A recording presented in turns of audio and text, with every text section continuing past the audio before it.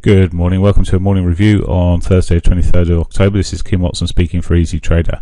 Okay, looking at the euro dollar first, and as you can see yesterday we managed to put in a pivot swing. So we've got the three candles here, and we put this pivot swing pattern in. I'll just sort of draw it around it, there we go, which could signify further downside.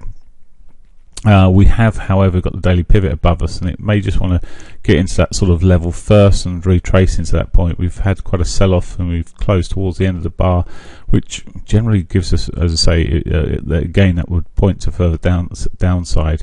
But we have got, I'll just bring the hourly in here because it shows the daily pivots there. We have got this daily pivot above us, and we could just see that rally in towards that area. Either touching it, hopefully statistically it'd be good. Alternatively, getting pretty close, or once again into that 34. The bigger picture still looks pretty to the downside. Sorry, let me just get rid of the pencil there and put a trend line on here. So we've got a trend line that's running down across the low highs rather here. So if we can break that, well, it is suggesting a bit of a trend change in the short term, but it's not to say we won't get in towards the pivot and continue this downside move. To say the bigger picture, to me, it's really pointing further downside, but we've certainly got this bounce first.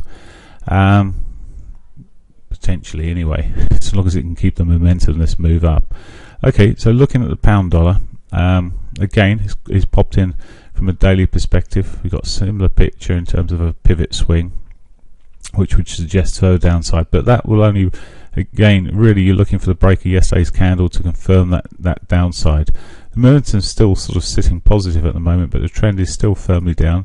It's still moving off that level where it was into that 200 MA, so and 34 moving average. Now we have got the potential of a bit more upside from the hourly point of view. I say hourly point of view. From the daily point of view, we could just run up into that daily pivot, not far off of doing so. Thereafter, there's a very simple trend coming across the bottom here. If we start breaking that, well, I'd have to be looking for the short side and a continuation of this move, with at least yesterday's lows as a potential towards yesterday's lows, and maybe further down to the daily S1 area or beyond.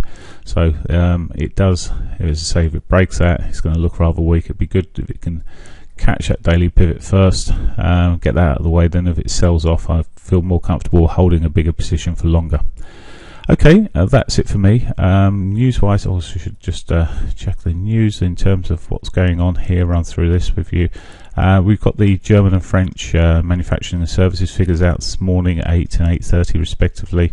Now, these can move the euro a little bit, so we could get a bit of movement there. If they come out particularly both negative, the services and the manufacturing is the most key for both of these countries. And then the services, but if they both come out negative, we could see quite a quick sell-off in the euro from those sort of numbers. So they can have quite an effect, particularly in the current climate.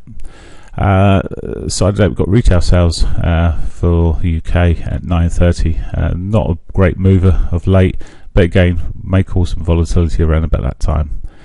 Okay, that's it for me. Have a great day. Bye for now.